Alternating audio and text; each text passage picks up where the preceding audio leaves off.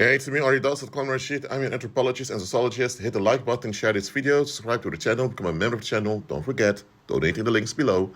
If you wish to contribute to the fund of my PhD, write to PhD with your donation and check my notes on Amazon. Thank you. The Tower of Babel. What were our ancestors doing there?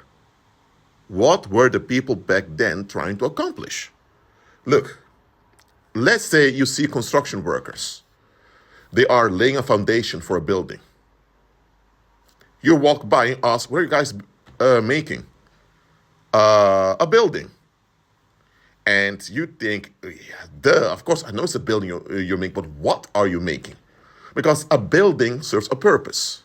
I mean, if you want a mall, the building has to be different than when you want a house for a family. If you want a library, there'll be other requirements to the building than if you want a hallway for, let's say, a cinema or whatever. What I'm saying is, a building serves a purpose. So the Tower of Babel. Now, most scholars agree that it was the literal tower all the way up into the heavens. Look at the skyscrapers we have today. They don't even go 1, 2, or 3 kilometers high. Even though they try to go that far, but I'm not sure if that's going to work. But anyway, engineers know trying to make a building that goes all the way above the clouds, with all the weather conditions up there. For the people back then, with the technology they had at hand, it was not a possibility. So what were they doing? Now, there was a tower. Now, many claimed it was a stargate. And there's some evidence that points out to that because of the Babylonian religion. But even then, it's not relevant whether it was a stargate building, a demonic portal, or just a big tower. Because why do you need the tower? I mean, towers in ancient times were built to have an oversight on the land to see if military from hostile nations arrived. So in Egypt, ancient Babylon, ancient China, they built towers and you had watchers in those towers checking if they saw soldiers arriving or bandits or criminals who came to harass the civilians. Question, which hostile nations exist back then? Which hostile militaries existed? There were no hostile nations. There were no hostile militaries because all of the human species spoke the same language. They all did. And all lived in the same area. So the majority of the earth was not populated. Now, what was the plan of the Heavenly Father? The plan of the Heavenly Father for us, the human species, after the flood of Noah was so that we would expand all over the earth. We would inhabit the earth, so we would have big families, fill the earth with people, and we would glorify Him in the earth. That was God's plan. This is a big undertaking. That means the people that lived back then would have to venture out to other continents, adapt to other climates. You have to build towns, cities, you have to build roads, they have to find a way to communicate with one another for trade. I mean, and guess what? All of that takes effort and dedication.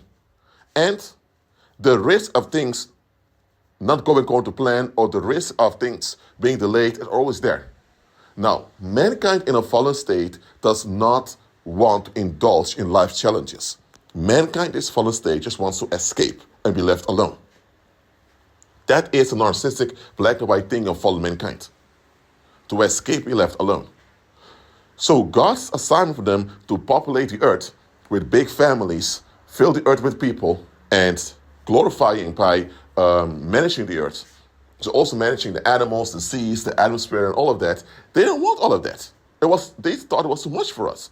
So they wanted to establish something independent of the will of the Heavenly Father.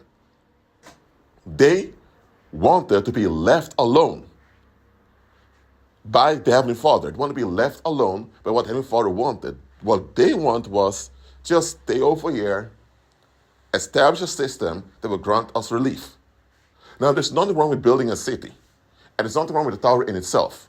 But the reason why they built this city, Babylon, and the reason why they built this tower, that was the problem.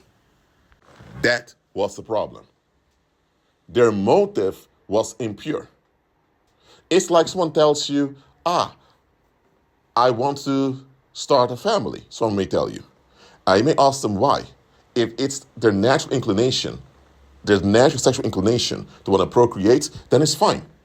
But if they tell you they want to start a family so they can impress their mom and dad and be accepted by society, that's a problem.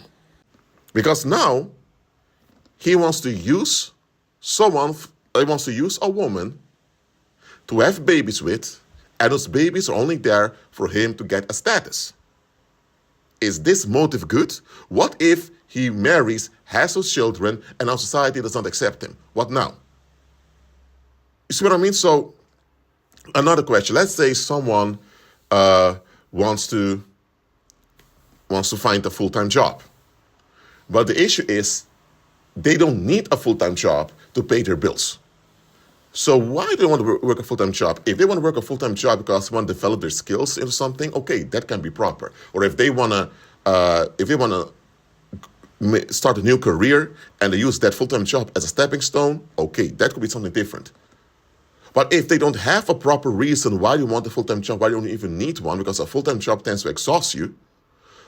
I mean, if someone wants a full-time job and you really don't need it, and the thing is, if you want to develop a skill, you can develop a skill, work on a part-time job. But then it comes down to this. Individual doesn't want to be bothered by what goes on in the neighborhood. So the individual thought, if I'm working all the time and things go on in the neighborhood, I'm just say, hey, I don't know, because I was at work, or I can't help. This individual just wants to avoid community obligations. He wants the community to function, or she wants the community to function, but he or she does not want the obligation towards the community. So they're narcissistic. They want to get the benefits without doing their parts. They want to get quality without themselves being quality and looking for a bailout. That's why they want a full-time job. What I'm saying is, people's motives matter. Any job you apply at, they want to know why they want this job. If you want a job just to pay bills, well, guess what? A lot of people who have jobs do have a job because they need the money to pay bills. But if that's your only reason to do a job, that means you're out of a survival mode. You're not going to enjoy the work, and you may quit the job or you may mess up over there. So that's why motivation matters. For example, let's say someone likes you and wants to date with you. Question is, why do they like you? Are they really interested in the real you, or how they perceive you? Because often when it comes to sexual relationships, people have an impression of someone else and they fall in love with that impression. But that impression is just their impression of the individual, it's not the individual themselves. Later, once they're sexually involved with the individual, they realize, oh my God, this is not what I expected. And then suddenly there's a breakup, or if they're already married, it's going to be a divorce. And if there are children involved, now you have children involved in the mess too. So motivation matters. Let's go back to the Tower of Babel. What were they doing there?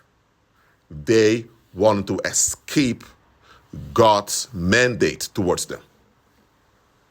They did not want to populate the earth with big families. They don't want to have to build roads. They don't want to have to build farms. They don't want to have to trade, learn how to manage the animals. They don't want any of that. They just wanted a system that would bring them relief. And of course, they want to have families, they may have to want to have farms, but they want everything in a controlled way. Fallen mankind is all about control, controlling other people. And they want to control each other collectively. So what they intended to do there in Babylon was totally against the Heavenly Father. And guess what? They would have succeeded. They would have established their world society, where everyone is uniform in conformity towards one another. They keep the same language, the same customs, the same culture, and everything is predictable. And those that don't work with them, or those who can't get along, are just ditched. And from time to time, when there's too much tension, they would look for scapegoats to offload upon. That is what they wanted. And the Heavenly Father wanted nothing to do with it. So the Heavenly Father intervened and scattered them by confusing the languages. So that's how the Heavenly Father scattered mankind over the earth.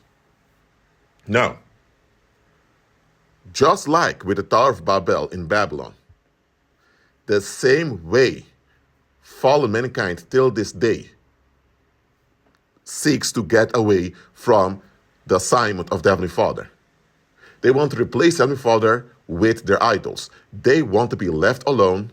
They want the Heavenly Father to shut up and let them do whatever they want to do. I always have the reason for it. They want to be sovereign. They want to have their own life. The whole idea of sovereignty and privacy comes down to I can do whatever I want, and it's none of your business. I can hide. I don't owe you any explanation. I'm sovereign. The whole idea of being sovereign means you can do whatever you want because you want it, and you don't have to explain it towards anyone. Now, guess what? This philosophy does not work in practice because human beings are vulnerable creatures that need one another to survive and to function. So we have obligations and responsibilities towards one another. So, throughout human history, it was always a fight. Who controls who? Even in families, you have parents having this controlling issue towards children. Not in all families, thank God, but it often happens. So, now you know what goes on. And understand this. The Tower of Babel was as you can say, something the whole world together was involved in because the world was not that big back then. Maybe around 900,000 people or less. But anyway, the world as a whole was involved in it. Now that mankind is scattered over the earth, people in the world locally do this. They build local societies. Now, society is not God's plan at all. We're meant to have communities, not society. Society is an escape mechanism that adults follow. So community are people living together, people involved with one another. So we are meant to have communities, not society. So every society on the earth is a mini version of the Tower of Babel. That's what it is. Think about it. Society is a narcissistic construct. Everyone escapes in a similar way, and you have the enforcers to make sure everyone gets along with escape. Those who don't get along are punished. In the worst cases, they're executed. So, what they were doing there in Babylon under Nimrod, the same for mankind is trying to do today.